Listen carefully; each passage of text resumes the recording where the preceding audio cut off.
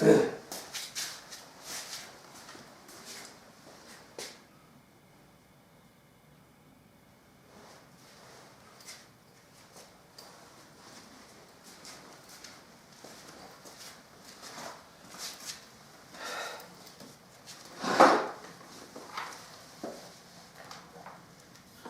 le Seigneur vous donne toute sa bénédiction. Alléluia. Alors un petit bonjour à tout le monde. Alléluia. Je ne vous oublie pas. Tous ceux qui me laissent des commentaires. Merci Reynard de m'encourager par tes paroles aussi. Ken, bien sûr, tout le monde, hein, Fabrice, Ricardo, Richie, voilà, alléluia. Bonjour aussi à Marcel et à tous ceux qui me regardent, alléluia, hein, tous ceux qui sont devant cette vidéo, alléluia, c'est certain, parce que sinon, si on n'est pas devant, eh bien, on ne peut pas recevoir, bien sûr, bien que le Seigneur connaît tous les cœurs, alléluia. Alors, là, j'aurais voulu vous parler de la ceinture qui se trouve sur les reins. La ceinture attachée à nos reins. Alors, j'ai déjà parlé de la ceinture dans la parole de Dieu. Et nous savons que la ceinture, ayez pour ceinture la vérité, c'est Christ. Ayez pour ceinture la vérité. Ayez pour ceinture la vérité attachée à vos reins. Et là, nous savons que c'est Christ dans la parole de Dieu. Parce que le Seigneur, eh bien, il est la vérité. Jean 14, verset 6. Alors, je voulais donner un petit peu plus de détails pour cette ceinture. Alléluia. Je dirais pour cette ceinture qui nous maintient, qui nous tient, qui nous garde les reins. Hein. Les reins représentent encore pas mal de choses dans la parole de Dieu. C'est ce que nous allons voir. Alléluia. Alors on peut dire que la ceinture, elle fait partie intégrante des armes du chrétien. Et nous savons que les armes du chrétien, comme la parole de Dieu nous dit, sont spirituelles. Alléluia. Alors on peut dire que la ceinture fait partie intégrante des armes du chrétien. Il nous faut le casque du salut, il nous faut l'épée qui est la parole, qui est Christ, il nous faut les chaussures que donne le zèle de l'évangile, et c'est pour ça que nous voyons que nous sommes vraiment armés pour résister eh bien, à l'adversaire. Hein, l'adversaire de nos âmes, l'adversaire qui représente le monde, qui est ennemi de Dieu, l'adversaire qui s'élève au-delà de tout ce qu'on peut nommer Dieu. C'est-à-dire tout ce qui appartient au Seigneur, eh bien, le monde, c'est l'ennemi. Alléluia. On peut dire aussi que notre propre chair est notre ennemi. Alléluia. Et on peut dire aussi que si on se laisse guider par nos mauvaises pensées, eh bien, ça veut dire que Satan n'est pas vaincu. Parce que la pensée, c'est Satan dans la parole de Dieu, hein, dans Matthieu 16. Matthieu 16, verset 20 à 23. La pensée, la mauvaise pensée, c'est Satan. C'est, on va dire... Satan, la mauvaise pensée, l'esprit impur, cette conscience mauvaise qui s'élève contre l'Esprit Saint qui est Dieu. Alléluia. Donc pour cela, il nous faut des armes. Il faut qu'on soit armé. Surtout déjà de la ceinture, alléluia, qui est le Christ. La parole aussi, qui est l'épée, c'est aussi le Christ. Hein, Jean 14, la parole faite chair. Donc il nous faut cette ceinture et il nous faut aussi eh bien, combattre le bon combat. Parce que si on se trouve dans l'adversité à combattre, ça veut dire qu'on lutte contre le Seigneur. Alors il faut choisir le camp, le bon camp, hein, le camp des élus, mais pas le camp de l'adversité. Sinon vous n'auriez pas choisi le bon combat, mais vous auriez choisi un mauvais combat qui va vous nuire. Parce qu'on ne peut pas lutter contre le Seigneur sans y perdre sa vie spirituelle. Alléluia. Donc, un chrétien, eh bien, ne s'occupe pas des affaires civiles. C'est-à-dire, les affaires civiles, un soldat de Christ ne s'occupe pas des affaires civiles, c'est-à-dire du monde. Parce que civil, ça veut dire le monde, pour la parole de Dieu. Il ne s'occupe pas de ça. Il ne s'occupe que des affaires, de celui qui l'a envoyé, c'est-à-dire Christ, qui dit « Je vous ai envoyé ». Alléluia. 2 Timothée 2, versets 3, 4, 5. 2 Timothée 2, versets 3, 4, 5. Et la parole de Dieu, elle dit que Paul étant étant dans un combat spirituel, et étant un soldat de Christ, il a combattu le bon combat. C'est-à-dire, il était du côté du Seigneur. Il ne s'était pas mis du côté de l'adversité. Il ne se n'est pas mis, Paul, du côté des pharisiens. Il fut un temps où il faisait partie des pharisiens. Il y a un temps où il était élevé au pied de Gamaliel, mais il regarde tout cela comme de la boue. C'est-à-dire que Paul avait changé de camp. Parce que tant qu'il était chez les pharisiens, il était dans une secte. Et quand on est dans les religions, on n'appartient pas au Seigneur, on lutte contre lui. On est des soldats, bien sûr, les soldats du monde. Satan et son armée et ses envoyés luttèrent contre le Seigneur. Si on n'appartient pas au Seigneur, qu'on n'est pas dans son camp, on fait partie des ténèbres. Et nous sommes dans une secte. 2 Timothée 4, 7. Et on peut dire que Paul, son évangile, lui, ne l'avait pas reçu d'un homme. Galates 1, verset 1, mais il l'avait reçu de Jésus-Christ. C'est ce qu'il nous dit, alléluia. On dit qu'aujourd'hui, ceux qui sont dans les religions, ils ont reçu leur évangile faussé d'un homme, donc ils ont un autre Jésus, un autre esprit, un autre évangile, comme nous dit 2 Corinthiens 11, verset 2, 4, 2 Corinthiens 11, verset 2, 3, 4. Donc si on a un faux évangile, ça veut dire qu'on lutte contre le Seigneur, on a entendu le sens des Écritures. Alors on voit que Paul, lui, il était passé des mains des pharisiens, dans le camp des pharisiens, à l'assemblée du Seigneur, et de ses yeux est sorti les écailles.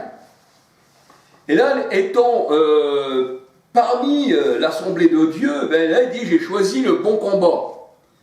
Et quand il choisit le bon combat, c'est pas lui qui l'a choisi, parce que c'est le Seigneur qui l'avait choisi. C'est le Seigneur qui avait choisi Paul, avant même qu'il soit né. Jean 15, verset 16. Alors là, on voit que Paul, étant chez les pharisiens, lui, pour l'instant, il n'était pas dans le bon combat. Il martyrisait l'Église. Acte 9, versets 1 à 9. Et on peut dire que ceux qui sont dans les religions du monde, un peu comme les pharisiens, qui avaient un commandement d'homme, on peut dire qu'ils n'ont pas la ceinture de l'évangile, sur leurs reins. Parce que Christ doit être saint à nos reins, et c'est notre support dans le combat. Quand vous allez au combat, c'est un combat spirituel. Éphésiens 6, 10 à 17. C'est pour ça que Paul disait qu'il était un combattant, il était un bon soldat, et qu'il avait la ceinture et il avait les sandales de l'évangile aux pieds. Mais là, on voit que si on est dans le camp inverse, on n'a pas la ceinture de l'évangile autour de nos reins. Éphésiens 6, 11. Au contraire, on lutte contre le Seigneur. Et la ceinture fait partie intégrante des armes spirituelles de Dieu. Elle est mentionnée pour être un bon combattant, ou une femme combattante, bien sûr. C'est là que quand on va combattre contre tout ce qui est la chair, contre tout ce qui est opposé à l'esprit, il nous faut les armes spirituelles de Dieu. Et notre combat est spirituel. On ne tue pas charnellement, mais spirituellement. Jérémie 5, verset 14. « Mes paroles seront dans ta bouche comme du feu, et le peuple sera du bois. » Donc c'est spirituellement. Éphésiens 6, 13, 14. Et la parole de Dieu a dit que le Christ, il est la justice, il est la fidélité, et il est la ceinture. Ésaïe 11, verset 1, 5. Ésaïe 11, verset 1, 5. Christ est la vérité. voyez, pour ceinture la vérité, Jean 14, versets 6-7. Et quand le Seigneur, eh bien, délie la ceinture des rois, et qu'il leur met une corde autour des reins, cela signifie qu'il renverse leur situation et qu'il les rend captifs. Il les rend captifs. Quand tu as une quand tu as une corde autour des reins, au lieu d'avoir une ceinture qui est Christ, si tu as une corde, eh bien, tu es rendu captif. C'est-à-dire que le Seigneur, il t'enlève la parole, il t'enlève Christ la ceinture, il t'enlève la parole, il t'enlève Christ qui est la ceinture de la vérité. Alors on peut voir ceci dans Job 18, versets 18, 21, 24, 25. Job 18, versets 18, 21, 24, 25. Et on peut dire que la ceinture, quand on enlève la parole, on enlève Christ. Jean 1, verset 14. Et ces rois-là, le Seigneur, eh bien, il leur a donné une corde autour des reins au lieu d'une ceinture. Donc là, c'est la captivité. Quand on a une corde, c'est la captivité. Et la corde autour des reins se retrouve dans un sens, on va dire que le Seigneur nous donne à découvrir dans un sens spirituel, eh bien, autour des reins des faux prophètes. Comme on va dire, on regarde eh bien, les catholiques, je ne parle pas des catholiques, ceux qui sont assis sur les chaises, mais les prêtres catholiques, les sacrificateurs, tout ça, catholiques qui se disent prophètes, mais ce sont des faux prophètes, eh bien, on peut remarquer qu'ils ont une corde autour de la taille, une corde. Et un manteau, on peut dire aussi, des fois, qui se retrouve noir, qui représente les ténèbres. Un manteau de feutre, un manteau qui ne donne pas la clarté. C'est pour ça que le Seigneur dit, j'ai mis sur toi un manteau de feutre et une corde, eh bien, sur tes reins, et je t'emmène captif. Alors on voit que c'est vrai que ces prêtres catholiques là, eh bien c'est bien l'image aussi un peu de toutes les religions bien sûr, mais c'est aussi le symbole des vautours. C'est ce que le Seigneur nous dit, alléluia. Alors c'est vrai que les catholiques aussi, bien sûr, ce sont des vautours et ils se rasent le dessus de la tête, tout en ayant une corde autour de la taille. Et c'est ce que nous dit la parole de Dieu dans Michée 1, verset 16. Ce sont des vautours qui recherchent les cadavres. Parce que là où est le vautour, là où est le cadavre. Matthieu 24, verset 28. Mais il n'y a que le vautour qui lui manque, eh bien, sur la tête et sur le cou, il a le cou dénudé. C'est pourquoi, parce que quand c'est plein de sang, le cadavre est plein de sang, ici et ça.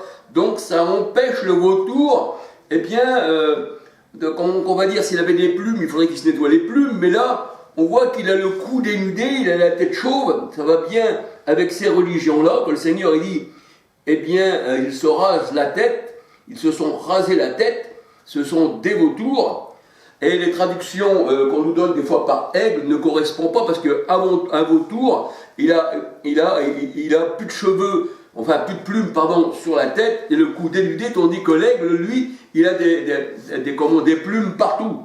Alors ça va bien avec ces religions-là, que le Seigneur nous dit qu'ils ont une corde autour des reins, autour de leurs reins, et la tête rasée. Alors voyons dans Ésaïe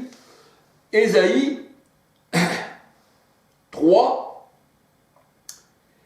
Ésaïe 3, verset 17, 25, Ésaïe 3, verset 17, 24, 25, 26. Ésaïe 3, 17, 24, 25, 26. Et mettre une corde autour de sa taille. Et ne pas mettre un manteau de lumière. Le manteau de lumière, bien sûr, représente l'enseignement. Le manteau de lumière dans la parole de Dieu représente l'enseignement. Parce que la parole de Dieu nous dit que l'Éternel s'entoure comme d'un manteau, comme d'une lumière. Psaume 104, verset 2. Et eux représentent le deuil. Pour ces gens-là qui se mettent une corde autour de la taille, au lieu d'une ceinture, autour des reins, ceci représente le deuil pour eux.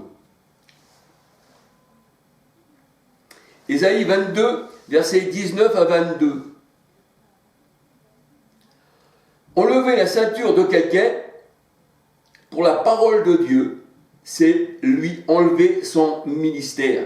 C'est lui enlever ce que le Seigneur lui a donné. C'est lui enlever la parole, c'est lui enlever, eh bien, la ceinture qui est Christ, qui est la parole. Jean 1, 14. Ésaïe 21, versets 19 à 22. Et prendre la ceinture d'un apôtre, comme Paul, et se lier les mains et les pieds, parce que Agabus, il avait pris, je crois que c'était la ceinture de Paul, et il savait lier les mains et les pieds. Agabus, c'était un prophète. Et il avait pris la ceinture de Paul, et il savait lier les mains et les pieds. Mais ceci est spirituel. Il faut comprendre ceci spirituellement, pas comme si c'était charnellement. On pourrait aussi prendre une chose du monde pour spirituellement l'expliquer. Eh bien, prendre la ceinture d'un apôtre comme Paul et se lier les mains et les pieds avec, c'est annoncer à la personne qu'elle sera liée par ses ennemis. C'est annoncer à la personne qu'elle sera liée par ses ennemis. Acte 21, versets 10 à 14. Parce que les pieds et les mains liés représentent, eh bien, la captivité est prisonnier des ennemis. C'est être aussi esclave des hommes ou des religions. Quand on vous lie les mains et les pieds qui représentent l'évangile, si on vous les lie, ça veut dire qu'on vous a empêché, eh bien, de nuire, à l'ennemi. Hein, c'est-à-dire, si vous allez quelque part, et puis que vous êtes envoyé du Seigneur, quand on vous prend et qu'on vous met en captivité, qu'on vous enferme, comme les apôtres ont été enfermés, et ci et ça, qui représente les mains et les pieds liés, et ça représente la captivité, ça vous empêche d'annoncer la parole. Et vous mettre en même temps, si on vous lie les mains et les pieds et qu'on vous met un linge sur le visage, 2 Corinthiens 4, 3, bien ça représente que vous ne connaissez pas l'évangile parce que vous êtes voilés.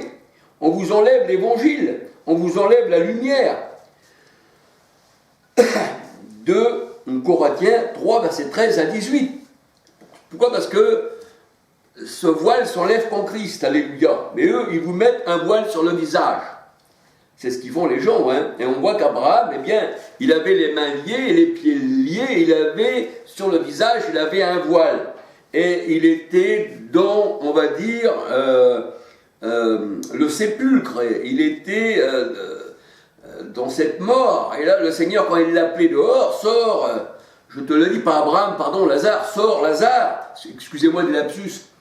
Je fais beaucoup de lapsus, hein. C'est comme j'ai fait dans mes vidéos, mes dernières vidéos, le sang précieux de Jésus, excusez-moi. Eh bien, j'ai parlé de la Marseillaise, mais tout en ayant aussi la pensée, eh bien, du chant des partisans. Alors, j'ai oublié de vous l'expliquer, mais je veux aussi vous le dire, que si vous regardez dans mes vidéos, mes dernières vidéos, le son précieux, le son précieux de Jésus, eh bien, je parle de la Marseillaise, mais avec l'esprit que j'avais en tête de dire, que je n'ai pas dit, eh bien, aussi des chants des partisans.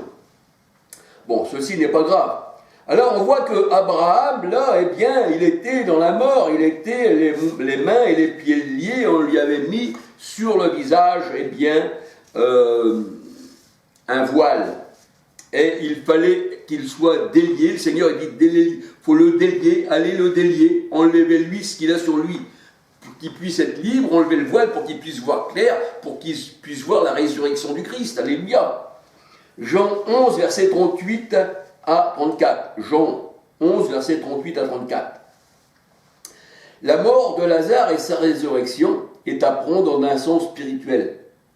Parce que pourquoi? Parce que les pharisiens, ces fossoyeurs, parce qu'ils aiment bien faire des fausses, parce que le Seigneur a dit, un aveugle peut-il en conduire un autre, tomberont-ils pas tous dans la fosse?